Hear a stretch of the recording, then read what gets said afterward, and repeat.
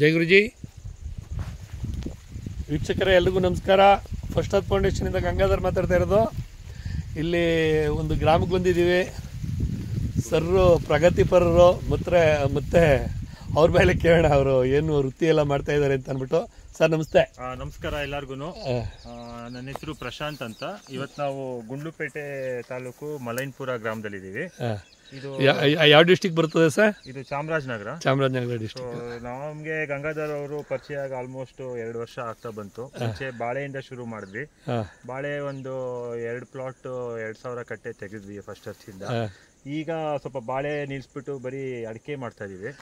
Sir ವೃತ್ತಿ ನಂದು ಬಂದು ಇಂಜಿನಿಯರಿಂಗು, ಸಾಫ್ಟ್ವೇರ್ ಇಂಜಿನಿಯರ್, ಬ್ಯಾಂಗ್ಳೂರಲ್ಲಿರೋದು. ಈ ಬ್ಯಾಂಗ್ಳೂರಲ್ಲಿರೋದು ಆದ್ರೂ ಕೂಡ ಇಲ್ಲಿ ವೀಕೆಂಡ್ ವಾರಾಂತ್ಯದಲ್ಲಿ ಬಂದು ಸ್ವಲ್ಪ ಫಾರ್ಮಿಂಗ್ ಸ್ವಲ್ಪ ಪ್ಯಾಷನ್. ಸೊ ಆರ್ಗ್ಯಾನಿಕ್ ಮಾಡೋಣ ಅಂದಾಗ ಇವ್ರದ್ದು ಫಸ್ಟ್ ಪರಿಚಯ ಆಗಿ ಇದನ್ನ ಕಂಟಿನ್ಯೂ ಮಾಡ್ತಾ ಇದೀವಿ. ಸರಿ ಸರ್. ಸೊ ಈಗ ನೀವು ಇಲ್ಲಿ ನೋಡ್ತಾ ಇರೋ ಅಡಿಕೆ ಗಿಡ ಬಂದು ಇದು ನಾವು ಈಗ ಬತ್ತೇರಿಯಿಂದ ತರಿಸಿದ್ದು. ಸುಲ್ತಾನ್ ಬತ್ತೇರಿಯಿಂದ ಹಾಕಿ 9 ತಿಂಗಳಾಗಿದೆ. ಇಷ್ಟು ಯಾವ ತಿಂಗಳೆಲ್ಲ ಇಕ್ಕಿದ್ರಿ ಗೊತ್ತಾ ಸರ್? September, almost September. ಈ ವರ್ಷ ಒಂದೊಂದು ವರ್ಷ ಆಯ್ತಾ? ಹಂಗಾರೆ 1 ವರ್ಷ ಆಗ್ತಾ ಇದೆ. ವರ್ಷ ಆಗಿದೆ. ಇಷ್ಟು ಬಂದಿದೆ, 6 ಅಡಿ ತನಕ ಬಂದಿದೆ. ಇದು ಫಸ್ಟ್. ಇವತ್ತು ತಾರೀಕು ಎಷ್ಟು ಸರ್?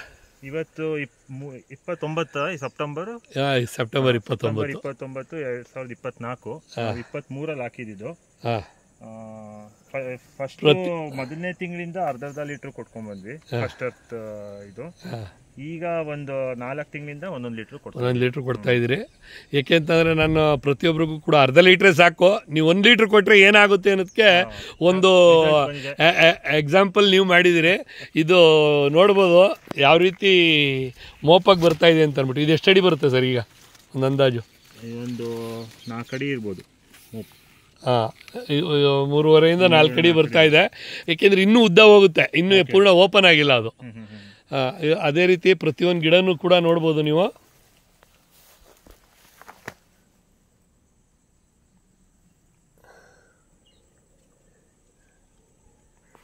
ಸರ್ ಫರ್ಟಿಲೈಸರ್ ಇದು ನಮ್ಮ ಫಸ್ಟ್ ಬಿಟ್ಟು ಬಾಕಿ ಫರ್ಟಿಲೈಸರ್ ಏನಾದ್ರು ಕೊಟ್ಟಿದ್ದೀರಾ? ಈವನ್ ಕೊಟ್ಟಿಗೆ ಗೊಬ್ಬರನೂ ಹಾಕಿಲ್ಲ. ಈಗ ಹಾಕೋಣ ಅಂತ ಪ್ಲಾನ್ ಮಾಡ್ತಾ ಇದ್ದೀವಿ. ಕೊಟ್ಟಿಗೆ ಗೊಬ್ಬರ, ಆಮೇಲೆ ತೆಂಗಿನ ಗರಿದೆಲ್ಲ ನಾವು ಚಾಪ್ ಮಾಡಿಸಿ ಕೋಕೋಪಿಟ್ ತರ ಅದನ್ನು ಹಾಕೋಣ ಜೊತೆಲಿ ಅಂತ. ಈಗ ಇನ್ನೂ ಹಾಕಿಲ್ಲ. ಎಲ್ಲಾ ಗಿಡಗಳನ್ನೂ ನೋಡ್ಬೋದು ವೀಕ್ಷಕರೇ. ಒಂದ್ ಗಿಡ ಅಂತಲ್ಲ, ಎಲ್ಲಾನು ಬುಡಗಳೆಲ್ಲ ನಿಮ್ಗೆ ನೋಡಿ. ಇದು ಕೂಡ ಎಷ್ಟು ಉದ್ದ ಬಂದಿದೆ, ಇನ್ನು ಇದಾಗ್ತಾ ಇದೆ. ಇಲ್ಲೂ ಕೂಡ ಅಷ್ಟೇ.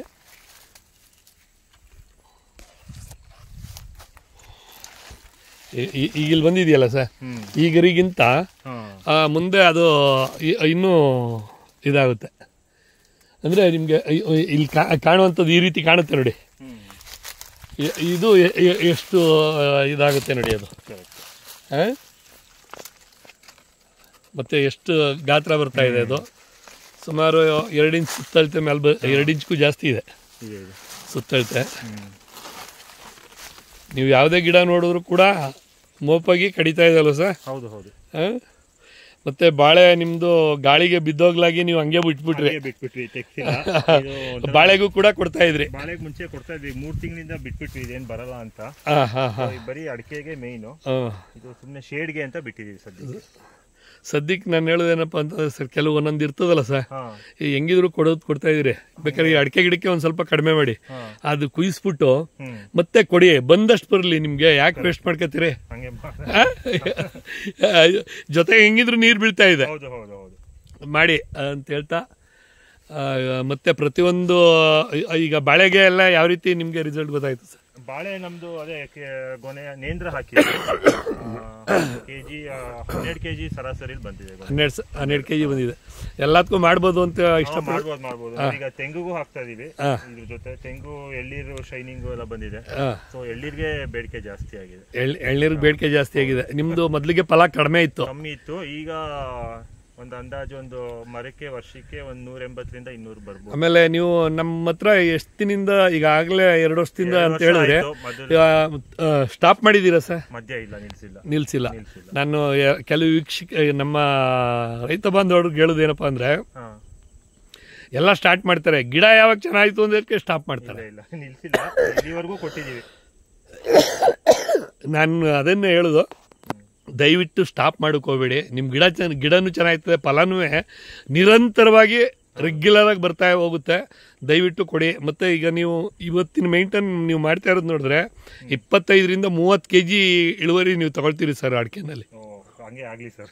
ಒಳ್ಳೇದಾಗಲಿ. Thank you thank you thank you sir.